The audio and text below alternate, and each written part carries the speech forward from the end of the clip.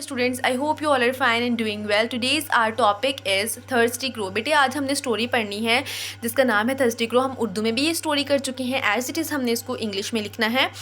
सबसे पहले तो स्टोरी लिखने से पहले हम ऊपर टॉपिक लाजमी मेंशन करते हैं, आपको पता है।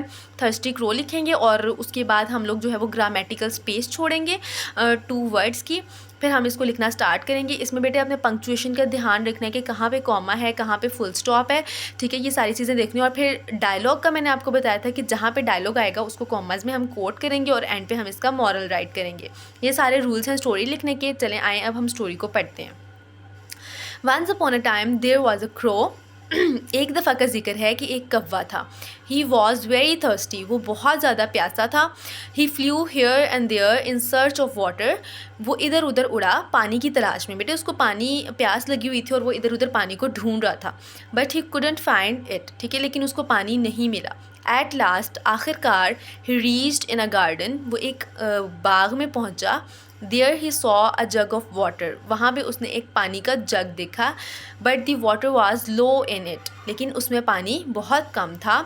सडनली, अचानक, ही थॉट, उसने सोचा। बेटे जो उसने सोचा है ना, अब इसको हम लोग लिखेंगे कॉमाज में क्योंकि ये एक डायलॉग है, उसने अपने से ही बात की। उसने सोचा, if I put some stones in the jug, अगर मैं पानी के जग में कुछ स्टोन्स डाल दूँ, the water will rose up, the water will rise up, पानी जो है वो ऊपर आ जाएगा।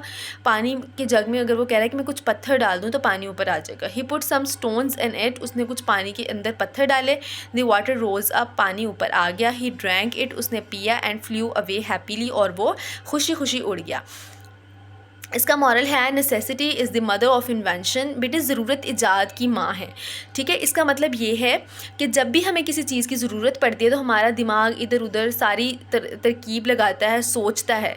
तो इसका मतलब है कि जब भी किसी चीज़ की ज़रूरत किसी को पड़ती है तो उसका मतलब है कि वो उस टाइम पे वो चीज़ ईजाद होती है। जैसे कि हमें टेलीफोन की ज़रूरत पड़ी या मोबाइल फ़ोन की या किसी भी चीज़ की ज़रूरत पड़ी तो लोगों ने सोचा उसके बारे में और बनाया उसको, ठीक है। जब भी हमें किसी चीज़ की ज़रूरत पड़ती है तो हम उस चीज़ को ईजाद कर लेते हैं, ठीक है।